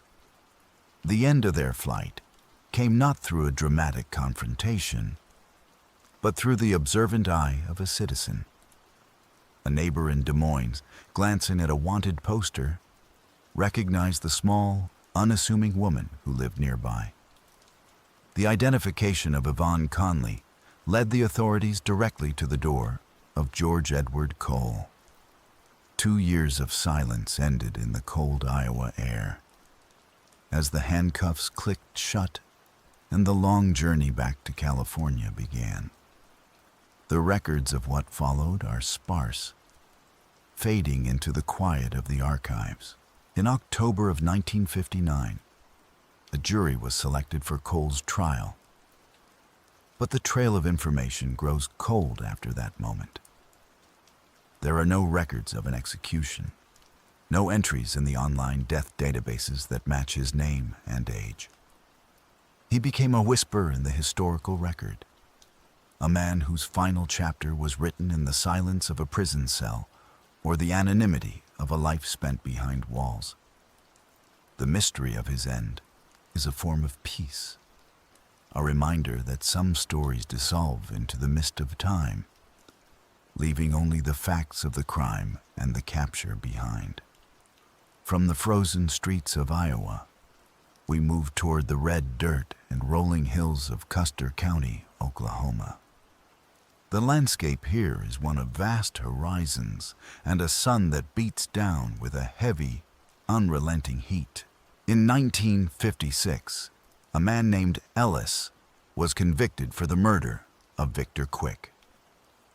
The sentence was life, a term that suggested a permanent removal from the world of the free.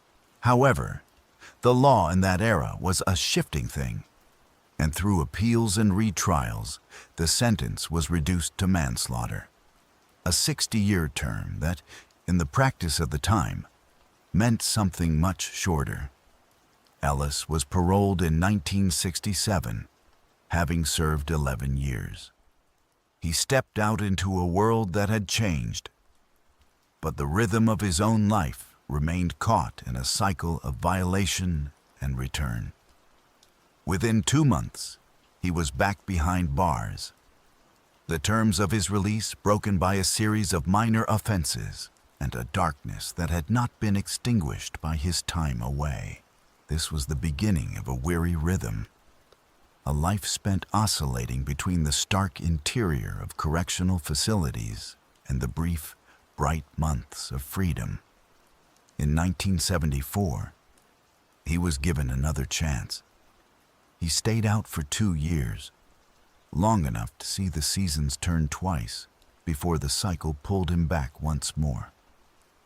By 1979, Ellis was 49 years old, a man whose middle age was defined by the walls of a cell.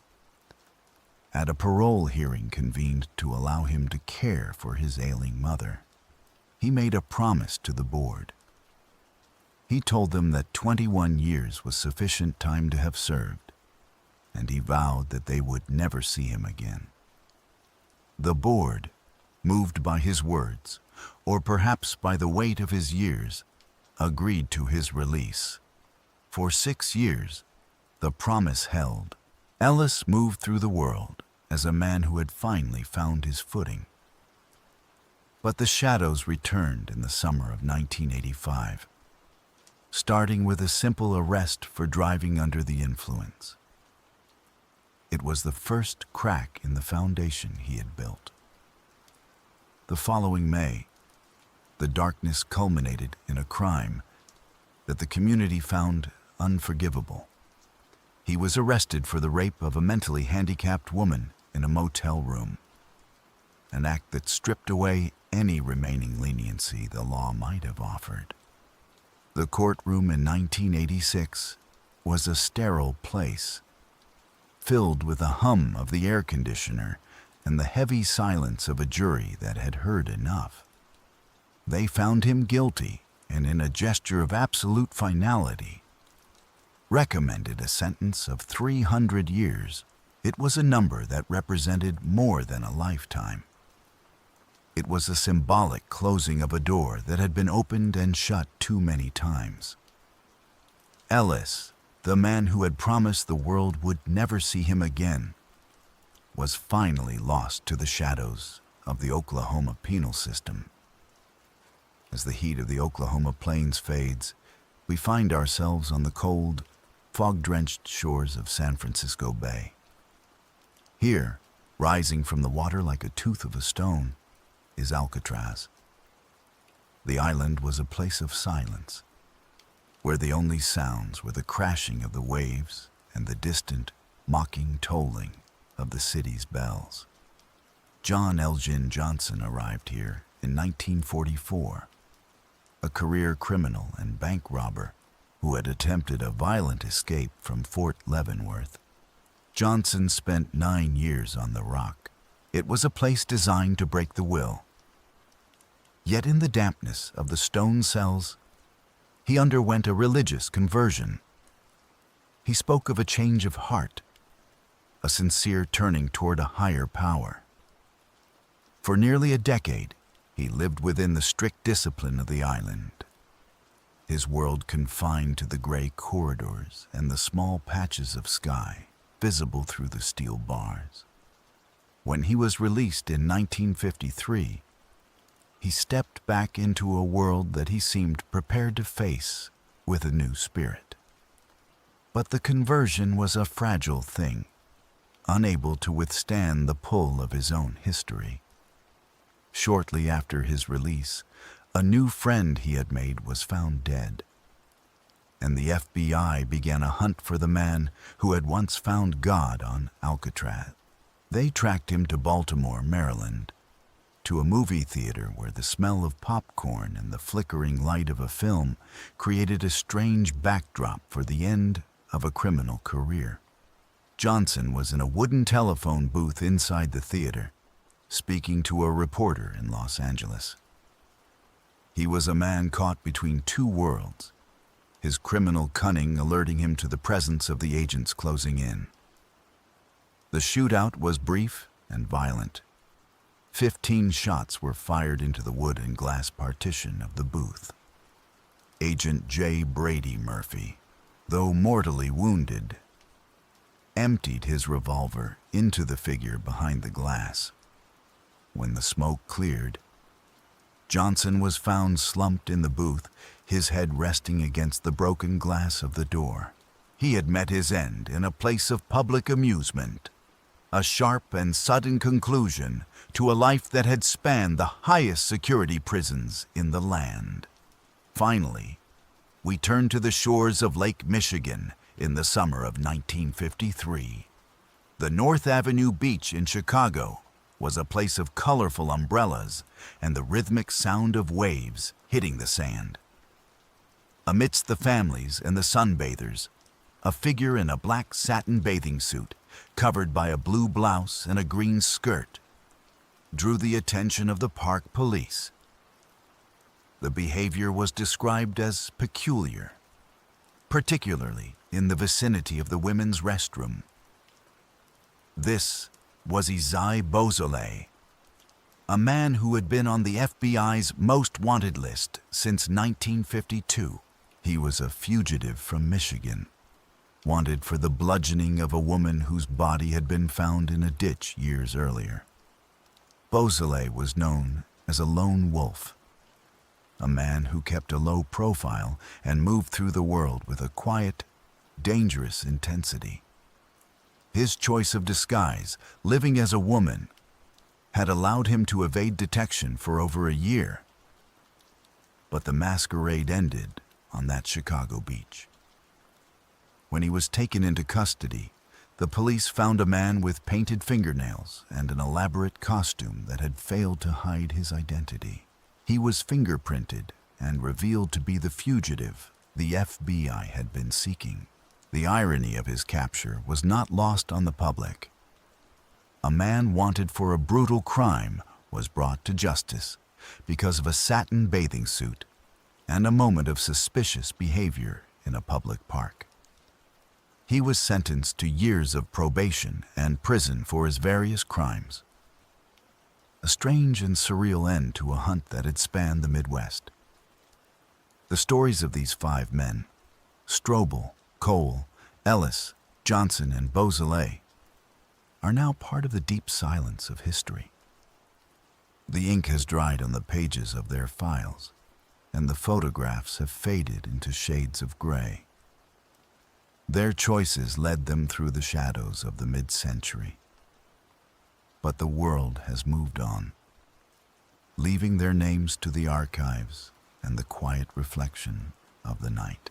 The victims are remembered in the stillness, their lives honored by the restoration of order and the passage of time.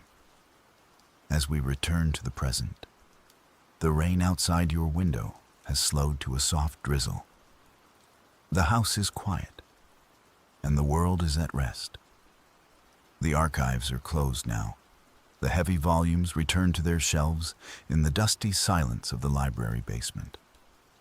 The shadows of the past have retreated, leaving only the stillness of the night. You are safe. You are at rest. The events we have recounted are finished, their tensions resolved by the patient hand of justice. Let the rhythmic sound of the rain carry you deeper into your blankets. The air is cool and still, and the weight of the day has completely evaporated. There is nothing left to do but listen to the silence. The world outside continues its slow, steady turn. But here, in the quiet of your room, there is only peace. The ink is dry. The story is told. You are safe. You are at rest. Let the silence carry you. Good night. Time is a quiet witness. It moves slowly. We often forget how the past lingers in the dark corners of our collective memory. Tonight we find ourselves looking back at a world of black and white photographs and the patient, steady march of justice. I know you are tired. The weight of the day is ready to be set aside.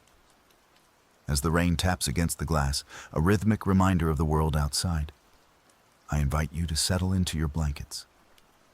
Tonight, we journey into the past, not to find fear, but to find the quiet closure that only time can provide.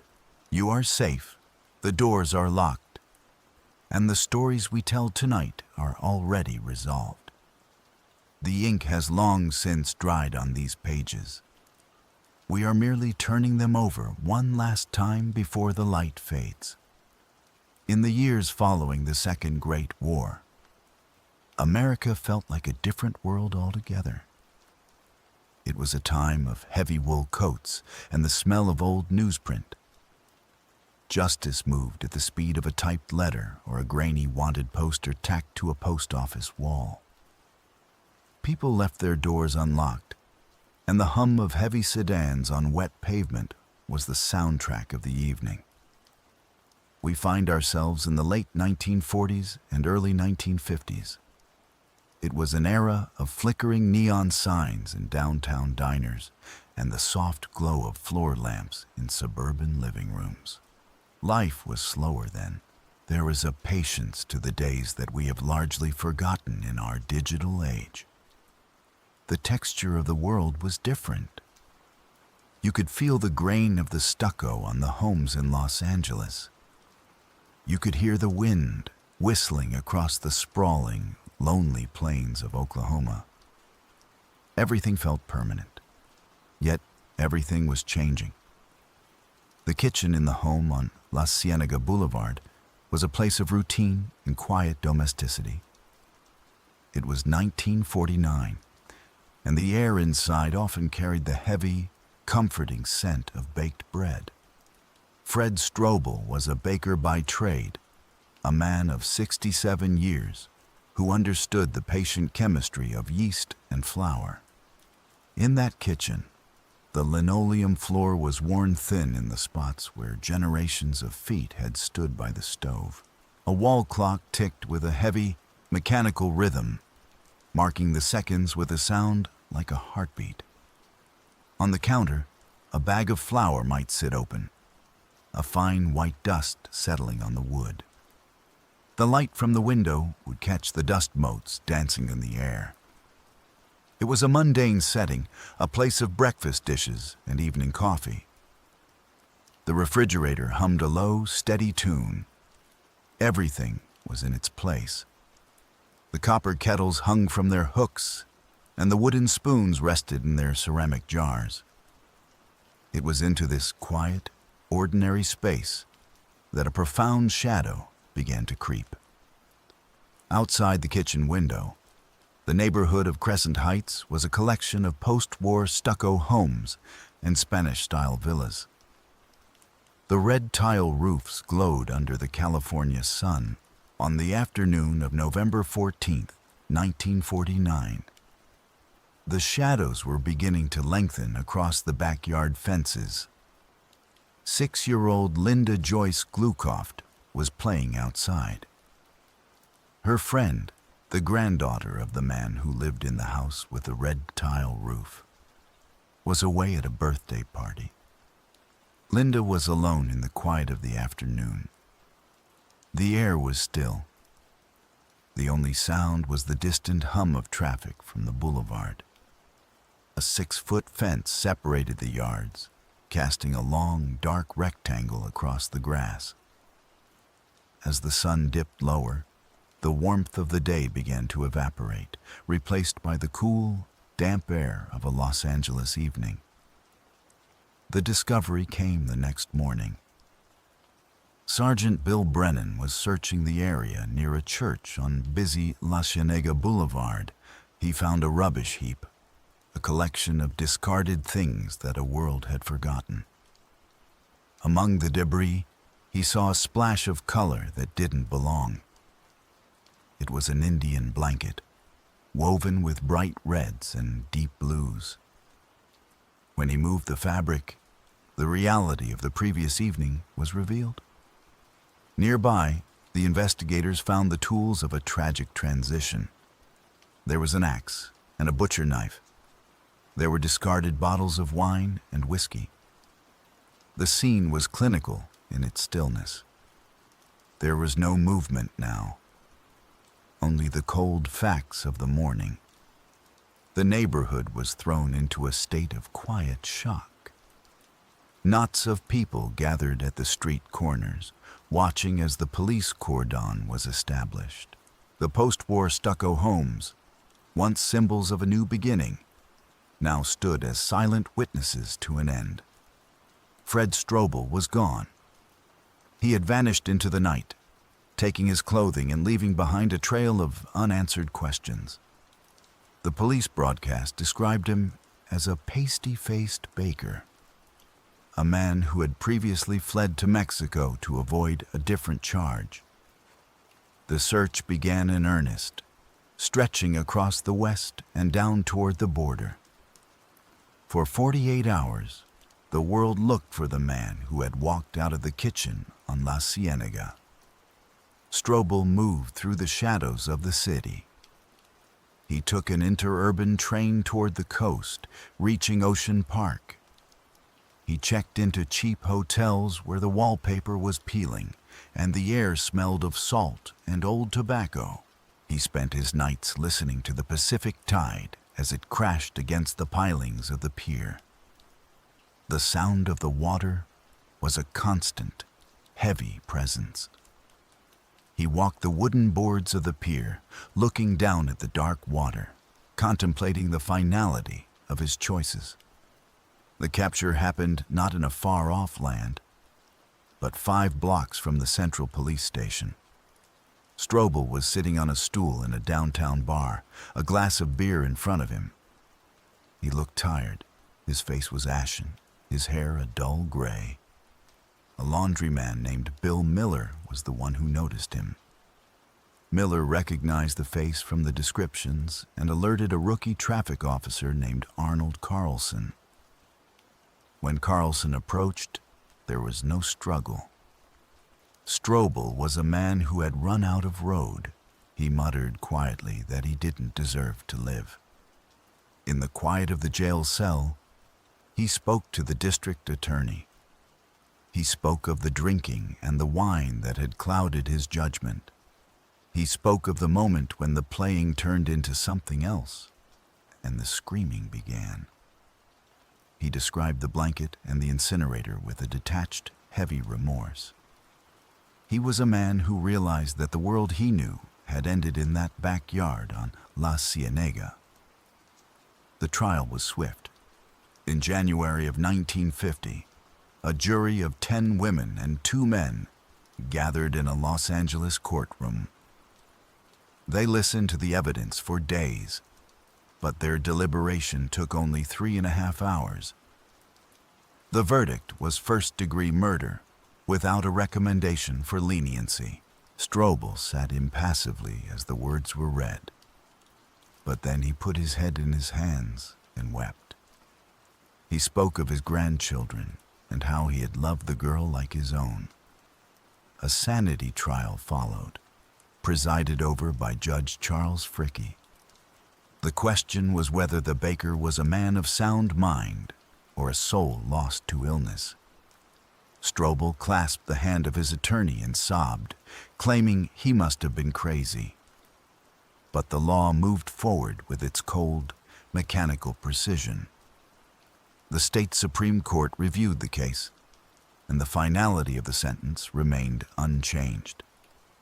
San Quentin sits on the edge of the bay, a fortress of stone and steel. In the early morning of July the 25th, 1952, the air coming off the water was cold and carried the scent of salt. The prison corridors were silent.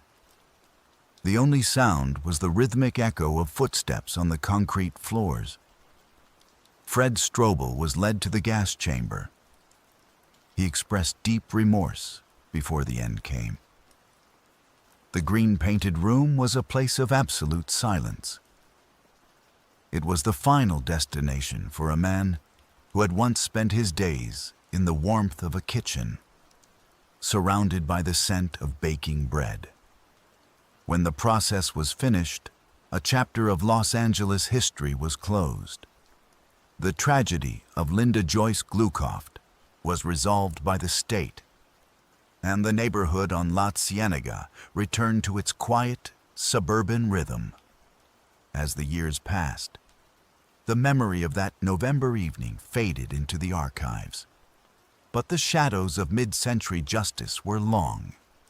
We travel now from the sun-drenched streets of California to the fog-choked hills of San Francisco.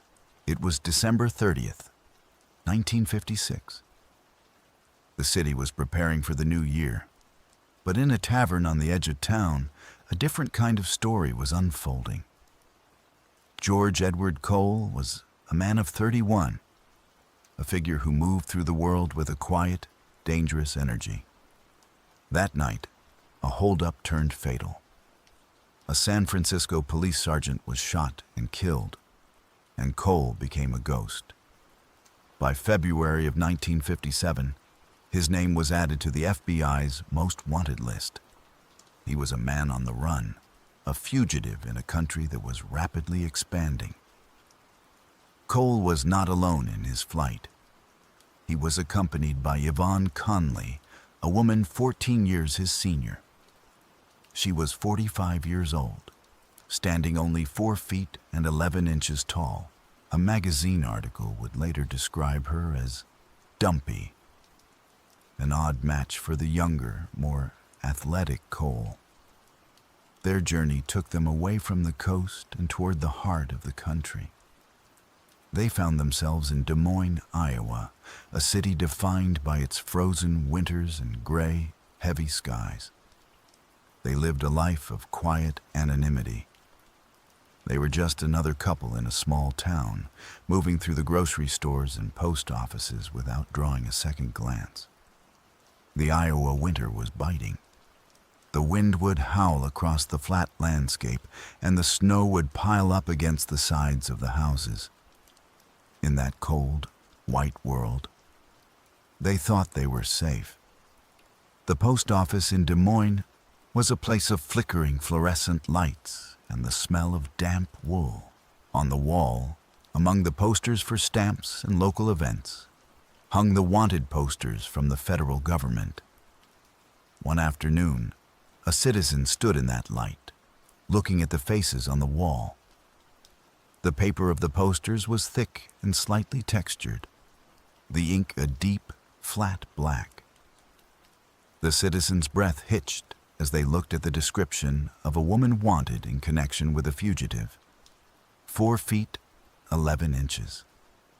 Dumpy. The citizen looked at the poster, then thought of the neighbor they had seen just a few days before. The identification was made not because of Cole's face, but because of the woman who stood by his side. It was a strange, quiet loyalty that eventually led to their discovery. In 1959, the law caught up with George Edward Cole in that frozen Iowa town. He was brought back to California to face the consequences of that December night in the tavern.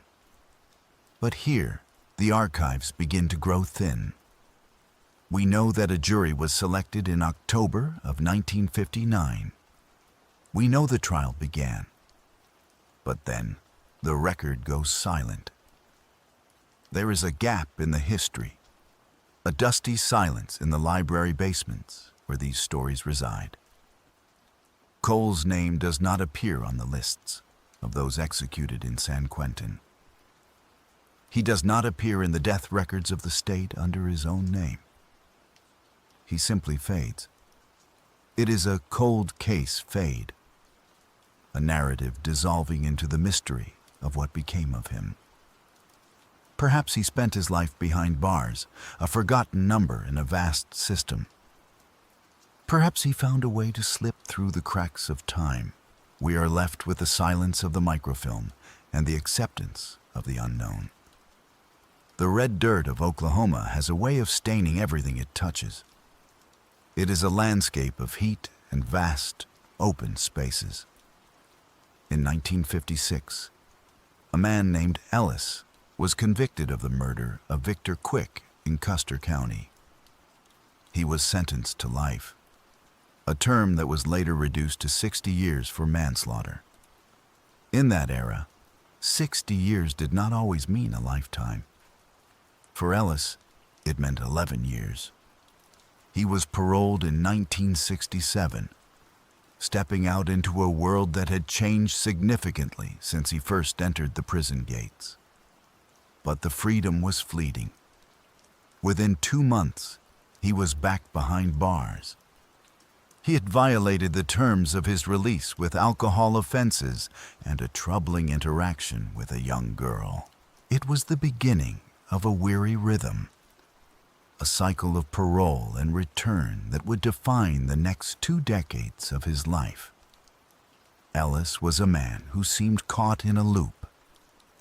He was given a second chance in 1974, staying out for 2 years before another violation brought him back to the stark interior of the correctional facility.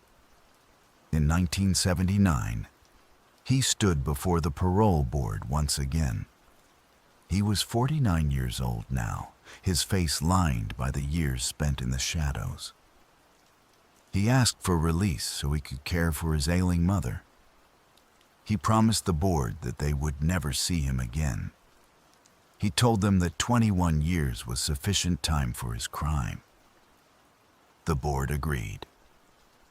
They opened the doors and let him walk back out into the Oklahoma sun. For a few years, it seemed as though the cycle might finally be broken. He lived a quiet life, a man aging into the background of his community. But the promise was broken in the summer of 1985. It began with a DUI, a small crack in the foundation of his freedom. He wasn't sent back to prison immediately, but the spiral had begun.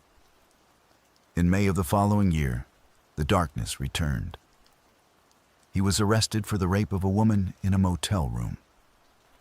The setting was sterile and cold. The hum of the air conditioner was the only sound in the room, a mechanical drone that masked the reality of the event. In the courtroom in 1986, the jury showed no leniency. They recommended a sentence of 300 years. It was a finality that could not be appealed or reduced. Ellis, the man who had spent his life in and out of the shadows, had finally run out of chances. The justice that had been patient for 30 years finally closed the door for good. The fog of the San Francisco Bay is a living thing. It rolls in from the Pacific, swallowing the city and the islands in a thick gray blanket. Alcatraz stands in the middle of that fog, a fortress of damp stone and cold steel. John Elgin Johnson was a man who knew the interior of that island well. He was a career criminal, a bank robber who had tried and failed to escape from Fort Leavenworth. That failure had left a guard severely injured and earned Johnson a one-way ticket to The Rock in 1944. For 9 years, he lived in the silence of the island. He heard the sound of the waves crashing against the cliffs and the distant mocking sounds of the city. He could hear the cable car bells and the laughter of people on the mainland, sounds that carried across the water on quiet nights. During his time on Alcatraz, Johnson experienced what appeared to be a religious conversion. He spent his hours in study and reflection, speaking of a change of heart. It was a sincere effort, a desire to leave the criminal cunning of his youth behind. When he was released in 1953, he stepped back into the world as a man who claimed to be reformed. But the struggle between a man's past and his future is a heavy one. Not long after his release, he was suspected of a new crime, the murder of a friend he had made in his short time of freedom. The FBI began a hunt that spanned the country, tracking the man who had once been a silent resident of the island in the Bay. The movie theater in Baltimore was a place of velvet seats and the smell of buttered popcorn. It was a sanctuary for people looking to escape the world for a few hours. In the back of the theater stood a wooden telephone booth, a small claustrophobic space of glass and dark wood. John Elgin Johnson was inside that booth, the rotary phone in his hand. He was speaking to a reporter in Los Angeles, perhaps trying to explain his side of the story one last time. Outside the booth, the FBI agents were closing in. Johnson, his instincts honed by years of flight, sensed the end. He didn't hang up the phone. He reached for his weapon instead. The shootout was brief and violent. 2 shots rang out from inside the booth, striking 2 of the agents. The other agents returned fire, 15 shots ripping through the wood and glass partition. The sound was deafening in the small lobby of the theater. Johnson was struck multiple times, but the confines of the booth held him upright for a few moments. His head crashed through the broken glass of the door, holding him partly erect even as the life faded from him.